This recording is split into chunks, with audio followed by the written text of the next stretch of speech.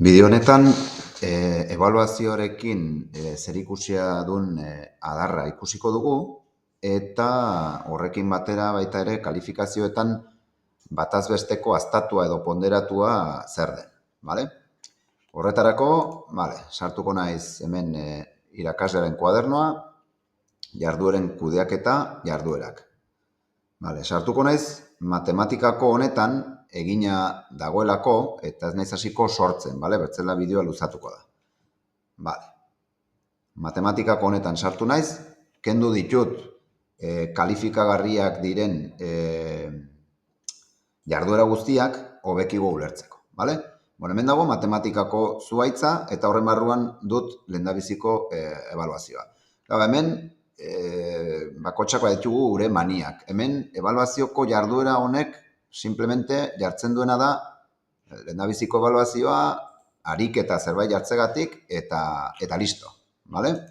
Zertarako? Izenburu gisa jartzeko eta gero hemen jarduera guztiak. Baina izaten altzen lasai aski hemen nota finala jartzen duen honetan hori izatea goiburu eta horren barrenin bertze guztiak. Hori dire maniak. Orduan,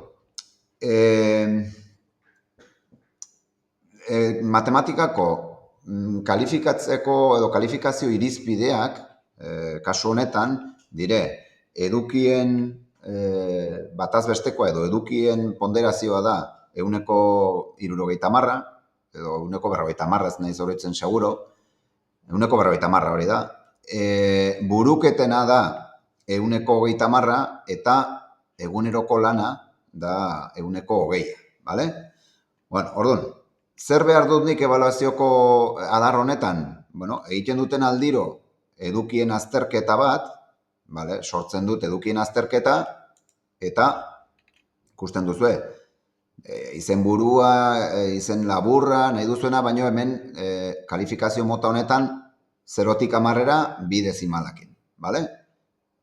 Eta aldiro egiten dutelikan azterketa bat, edo frogaren bat, jarriko diot izenburu hau. Nik bat zenbakia jartzen diot, ongi asignatu ezkero, ebaluazio bakotxera, ongi egin beharko luke. Baina bada ezpada, ezberdintzeko lehendabiziko ebaluaketa eta bigarrena eta hirugarrena, jartzen diot bat zenbakia. Behin edukien azterketak eginak ditugulikan, behar dut edukien bataz besteko egiteko jarduera bat. Kasu honetan, jarduera honetan ikusten duzuen bezala, izen burua, izena, izen laburra jartzen diot, eta zer behar dut? Behar dut bataz besteko normal bat, promedio bat egitea. Eta galdetzen dit, baina zerekin? Edukien azterketa bat izena duen guztiarekin. Igual zait 3, 4 edo zenbat diren, Dezimal kopuru hau ikusi genuen, Horrekin badut edukien bataz bestekoa.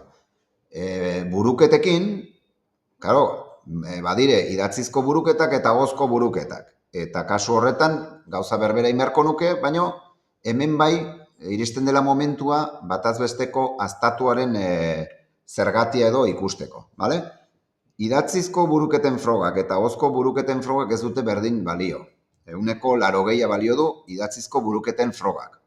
Beraz, buruketen bataz besteko egiterakoan, bertze jarduera sortzen dut, eta kasu honetan, buruketen bataz bestekoa egiterakoan, erraten diot bataz besteko aztatua dela. Hemen, aukeratzerakoan, bataz besteko aztatua. Orduan, bataz besteko aztatua dela erraten diotelikan, sortzen zaite hemen edo irekitzen du hause, eta nik erran behar diot, baina ze bataz besteko aztatua nahi duzu? Hartzen dut idatzizko buruketen bataz bestekoa eta pisua ematen diot 8. Eta ahozko buruketen bataz bestekoari pisua 2. Dezimal kopurua, gainditzeko balio minimoa, eta horrekin badut bataz besteko aztatu bat sortua. Gauza berbera gertatzen zein nota finalarekin. Nota finalean errandugu bataz bestekoak direla 150 Edukien bataz bestekoa, 30% buruketena, eta 20% eguneroko lana. Bueno, behar dut, bataz besteko aztatua, gauza horiekin, eta jartzen diot 5, 3 eta 2. Bale? Gauza berbera, eta hola joaten nahi sortzen zuhaitza. Bale? Printzipioz, hola egin ezkero ongi egiten du, baina horraten dizuet, bat zenbakia jartzean lehendabiziko ebaluaketarekin zerikusia duten guztiak ongi egoten da. Nik hau kopia bat denez, edozein jardueran edo sartzen naizela, hartuko naiz honetan, zer gertatuko da?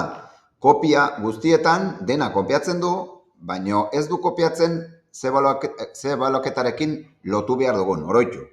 Garrantzitsua dela, lotzea ze ebaluaketarekin lotzea nahi dugun, bale? Edo erabakitzea. Por defecto berak utziko du utxik, eta ez da inon ere agertuko, bale? Oroitu hori egitea. Gobierno de Navarra. Nafarroako gobernua.